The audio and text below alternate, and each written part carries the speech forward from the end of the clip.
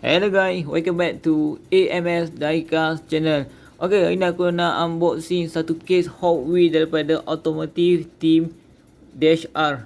Okay, dalam set ni kereta paling hot adalah Bugatti Veyron 16.4.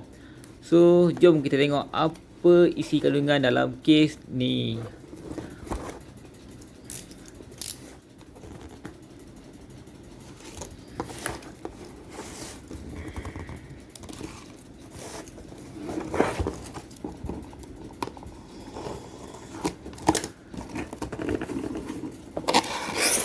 Okay, untuk first car.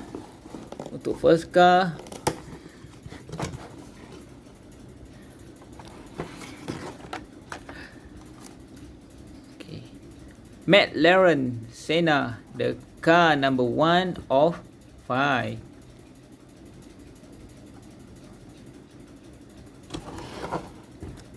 Tengok kad ni nampak cantik.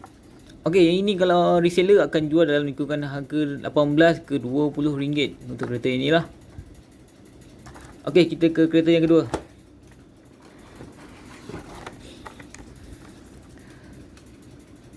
Okey, 18 Dodge Challenger SRT Diamond.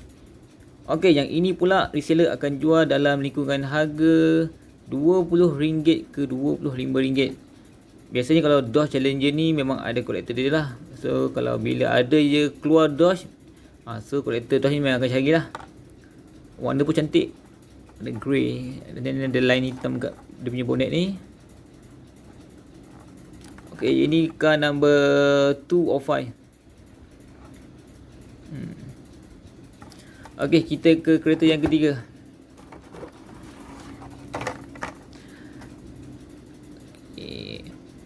Porsche 918 Spider, the car number 3 of 5. Ok, yang ini pula reseller akan jual dalam lingkungan harga 17 sehingga 20 ringgit. Ni, aku rasa kereta ni lawa juga. Warna hijau ni cantik.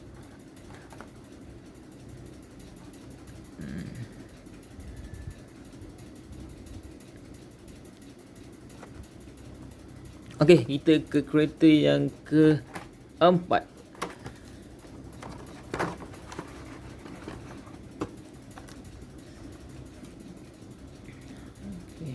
Lamborghini Aventador Miura Homage, the car number 4 of 5.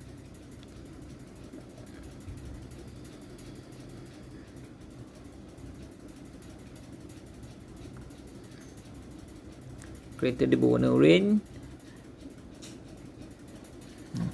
Kat sini ada tulisan okey, model kereta ni Miura.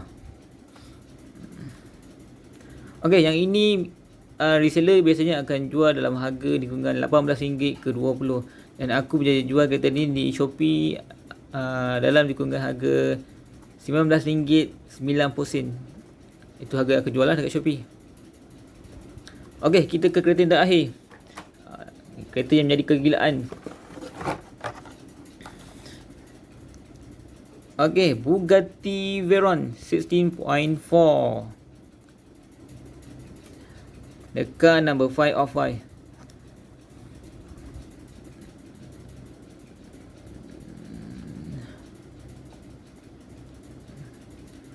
Bagi aku kereta ni cantik. Dia punya colour hitam and ada line orange tu. And then dia punya rim pun kenalah dengan dia punya jalur kat sini.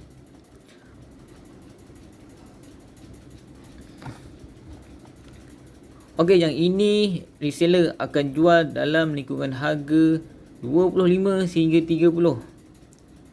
Kalau Bugatti Veyron ni.